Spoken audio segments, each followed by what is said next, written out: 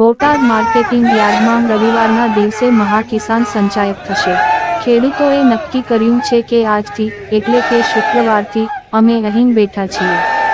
જ્યારે મહાકિસાન સંચાયક બને ત્યારે નક્કી કરશું। બાકી આ કિસાનની લડાઈ ગાંધીનગર સુધી પહોંચાડવાની છે। આખા ગુજરાતના ખેડૂતો રાહ જોઈને બેઠા હતા। બોટાદથી શું ખબર આવે છે? બોટાદથી ખબર આવી છે કે આખા ગુજરાતના ખેડૂતો સાથે બોટાદના ખેડૂતો લડાઈ લડી રહ્યા છે।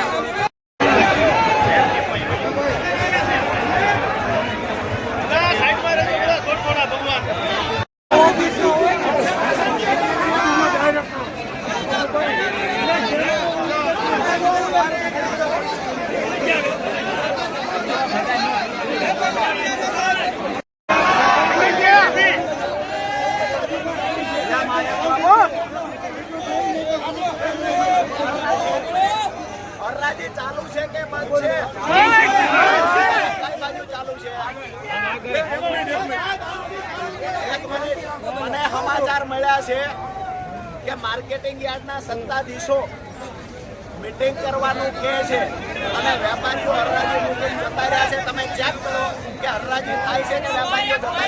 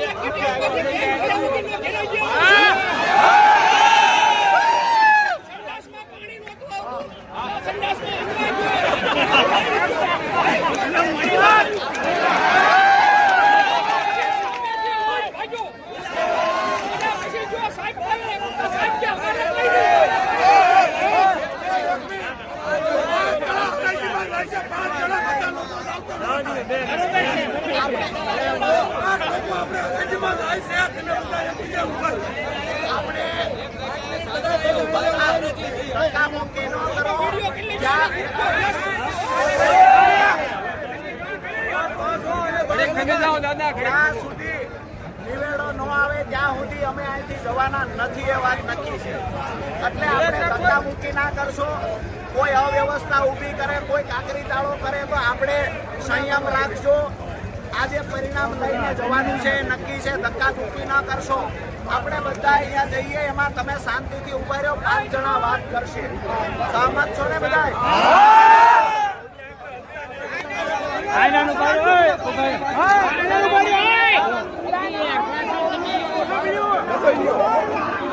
વિડીયો નાખ્યો છો તમે?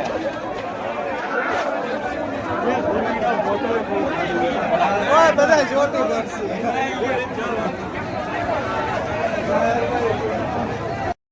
કાયદા અને નિયમોથી પણ બંધારણીય અધિકાર અમને જે મળ્યો છે એ અધિકારનો ઉપયોગ કરી અને સત્તાધીશોને એમની ઓકાતનું ભાન કરવાનું કામ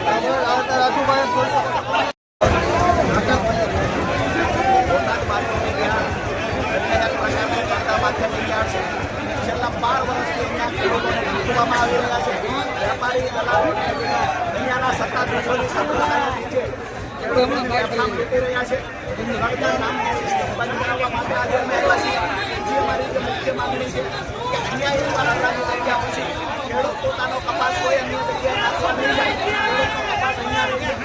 એવી રીતે કપાસને ચેક કરવો હોય એવી રીતે હરાજી થતા સમયે વેપારીઓ ચેક કરી લે. પછી ચેક કર્યા પછી હરાજી થયા પછી 200 રૂપિયા 1000 રૂપિયા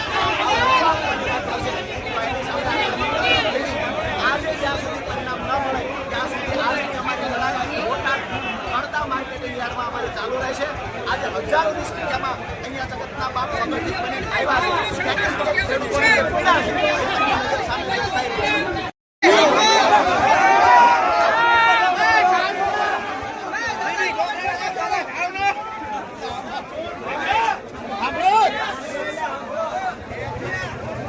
શાંતિ રાખશો તો આપણો અવાજ પહોંચશે.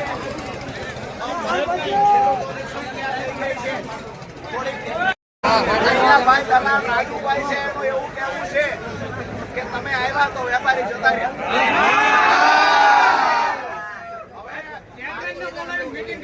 એક મિનિટ આપણે અહીંયા બધા શાંતિથી બેહીએ. જ્યાં સુધી આપણા પ્રશ્નોનું નિરાકરણ નહીં આવે ત્યાં સુધી હરરાજી ચાલુ નહીં. દોસ્તો એક વાત છેલ્લી એ કરી દઉં, આ લડાઈ બોટાદ માર્કેટિંગ યાર્ડમાં છેલ્લી લડાઈ છે. આજે ગમે તે થઈ જાય સહન શક્તિ રાખીને ગાંધી ચિંધિયા માર્ગે આપણા બાળકોને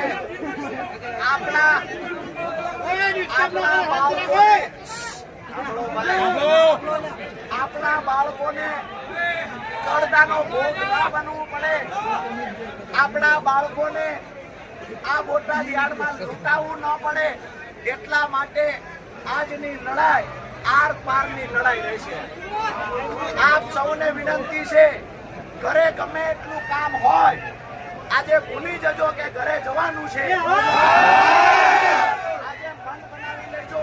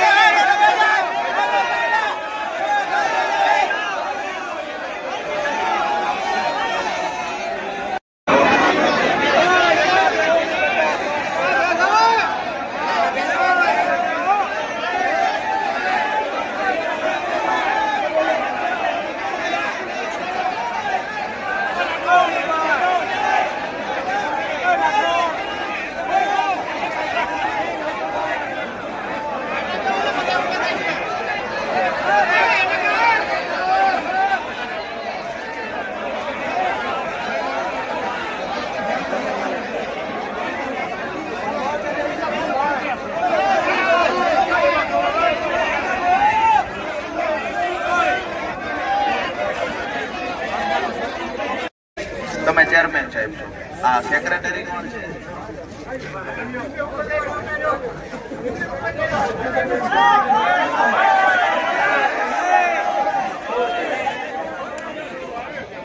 તમે વળકા ન કરો તેમ સાંભળવા આવ્યા, મેં વિરોધ કરો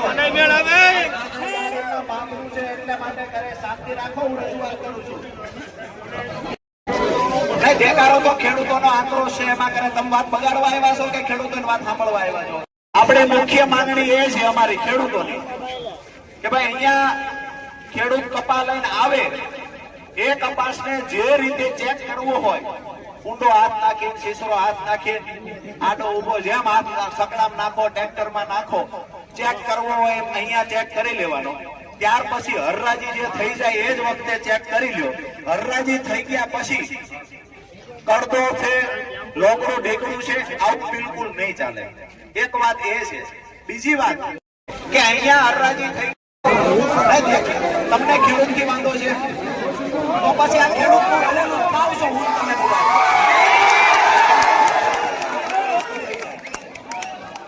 હું વિનંતી કરું છું તમારે કરવાની જરૂર જ નથી હું કહું છું શાંતિ રહેશે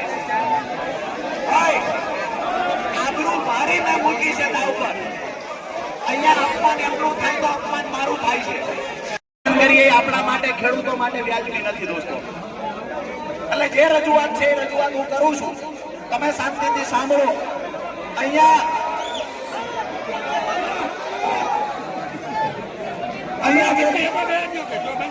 અરે ભાઈ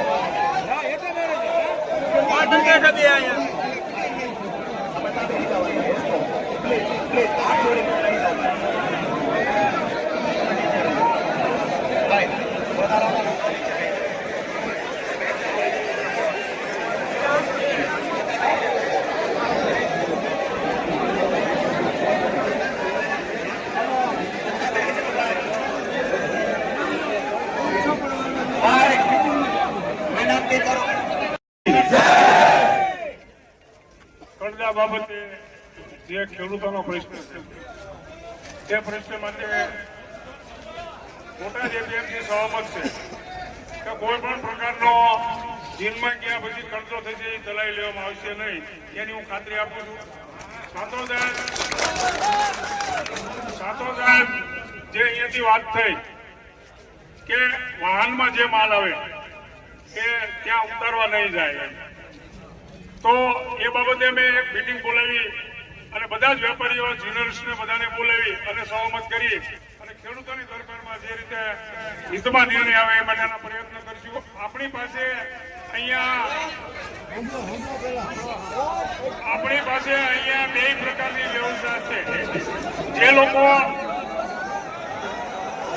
પોટકા લઈને આવે છે એની આપણે ખુલ્લી હરાજી કરીએ છીએ વિષય એટલો છે આપણો થોડીક પછી આગળ કહેજો એટલા પૂરતો વિષય છે કે આપણે આવક એટલી બધી હોય જેના કારણે વ્યવસ્થા તંત્ર ગોઠવાયા પહેલા આપણે અહીંયા જાહેરમાં એવું કહીએ કાલથી એવું કરશું એ શક્ય નથી કારણ કે અહીંયા રોજનો 65,000 મણ કપા આવતો હોય અને અહીંયા ઢગલા કરીએ તો આવતીકાલે માલની હરાજીમાં થઈ ન થઈ બીજા દિવસે માલ આવે એની વ્યવસ્થા કરી ન શકીએ પરંતુ ખેડૂતના હિતમાં મિટિંગ બોલાવી અને જે રીતે ખેડૂતના હિતમાં વ્યવસ્થા થશે એવું એપીએમસી મોટો પ્રયત્ન કરશે તેની હું ખાતરી આપું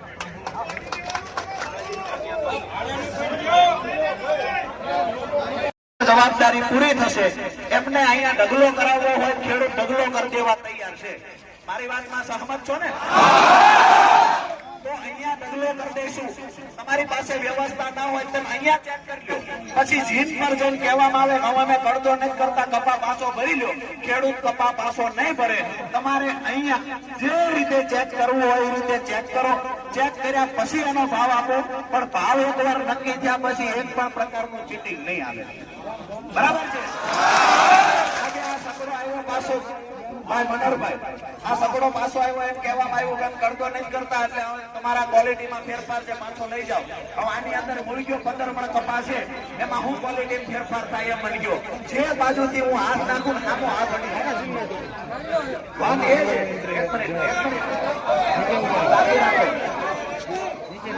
શાંતિ રાખો ભાઈ વાત એ છે કે જે રીતે ચેક થવું હોય એ રીતે અહીંયા ચેક થઈ જાય હરરાજી થઈ ગયા પછી ખેડૂત કપા પાછોય નહીં ભરે અને ખેડૂત કપા કોઈના જીને નાખવા નહીં જાય આ બાબતે તમારે જે કહેવું હોય કયો એટલે આગળની રણનીતિ જો આ અમારી વાત પૂરી થતી હોય કારણ કે આખા ગુજરાતના કોઈ માર્કેટિંગ યાર્ડમાં આવી સિસ્ટમ મેં નથી જોઈ માત્ર બોટાદ માર્કેટિંગ યાર્ડમાં સિસ્ટમ છે હવે બીજા નંબરનું છે ત્રીજા નંબરનું એ વાત પછી છે આ બે મુખ્ય અમારા ખેડૂતોની માંગણી છે સંસ્થા ખેડૂતોની છે અને ખેડૂતો જયારે માંગણી લઈને આવે ત્યારે સેક્રેટરી ચેરમેનની નૈતિક જવાબદારી બને કે ભાઈ ખેડૂતોની સંસ્થામાં ખેડૂતોની વાત સાંભળવી પડે હું બંને માંગણીને લઈ ચેરમેન સાહેબનો આપણે જવાબ સાંભળી લઈએ, પછી આપણે નિર્ણય લઈએ કે આપણે શું કરવું છે. અપેક્ષા રાખીએ પોઝિટિવ જવાબ આપણને મળે તો આ ખેડૂતોની સંસ્થા સામે ખેડૂતોએ આંદોલનનો માર્ગ ન અપનાવવો પડે. આપને રૂબરૂમાં ખાતરી આપું છું કે જે માલ અહીંયાથી તમે જોઈને લીધો હોય અને જીરમાંથી પરત આવશે એ બિલકુલ ચલાવી લેવામાં આવશે નહીં.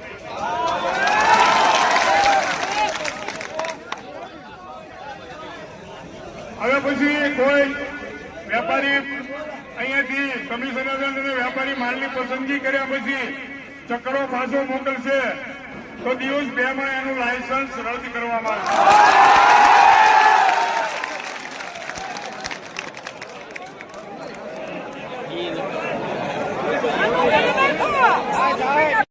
કે ભાઈ કોઈના વાહનમાં ત્યાં તડકો નહીં થાય અને વાહન પરત મોકલશે 2 દિવસમાં એ વેપારીનું અને કમિશન એજન્ટનું લાયસન્સ રદ કરી દેશે.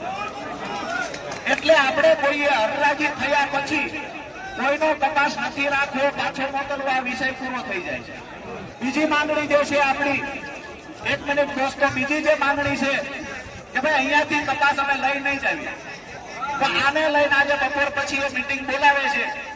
એમની એક વિનંતી એ છે કે એમના પપ્પા વેન્ટિલેટર ઉપર છે, આવું એમનું કહેવાનું છે. તમે 2 દિવસમાં આ તમારી માંગણી ખાતરીપૂર્વક કહીએ છીએ પૂરી કરી દેશે. તો આપણે તમારા બધાની સહમતિ હોય તો એમને 1 મિનિટ તો મીટિંગ બોલાવવા માટે થઈ અને આપણે 2 દિવસનો સમય આપીએ. એમને એ ખાતરી આપે છે કે 2 દિવસમાં તમે જે વાત કરી એ મુજબ અહીંયાથી ખેડૂતને કપાસ નાખવા નહીં જવું પડે, એ અમે મીટિંગમાં નિર્ણય લેવડાવી લેશું, આવી ખાતરી આપે છે. તો મને એવું લાગે છે જો તમારા બધાની સહમતિ હોય તો આ બંને માંગણીઓ પૂરી થતી હોય. એક નહીં તો કોને ને તમારો સગડો પાછો આવ્યો છે. એના નિરીક્ષક કયો સાહેબ ને કઈ નિરીક્ષક બોલાવે.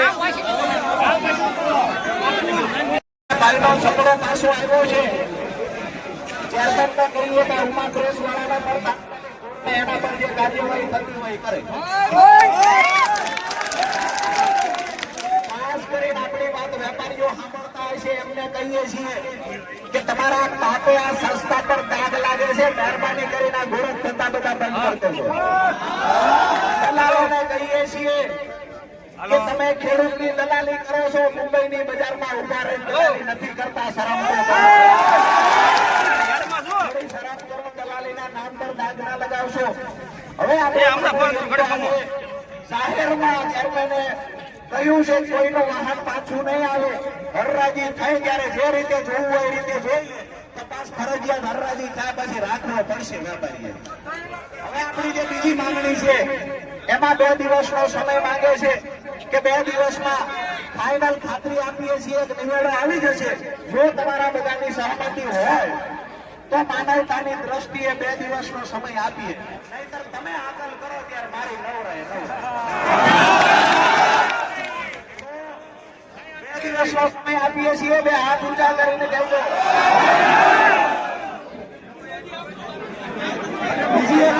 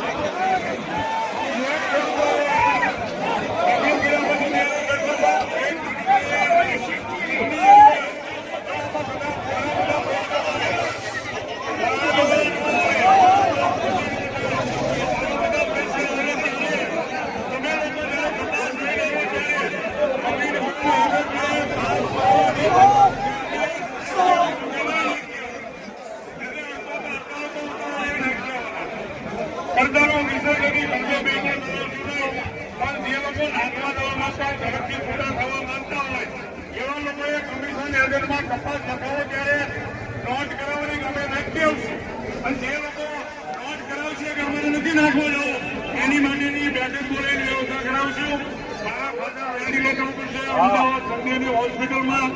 ત્યાંથી લઈને નીકળી ગયા તમે એટલી બધી ઉતાવળ કરો મારે મારા બાપુજીને જોવું પડે એટલે એ કઈ એવો પેલો ગંભીરભાઈ તો એની પણ આપણે પહોંચી દઈએ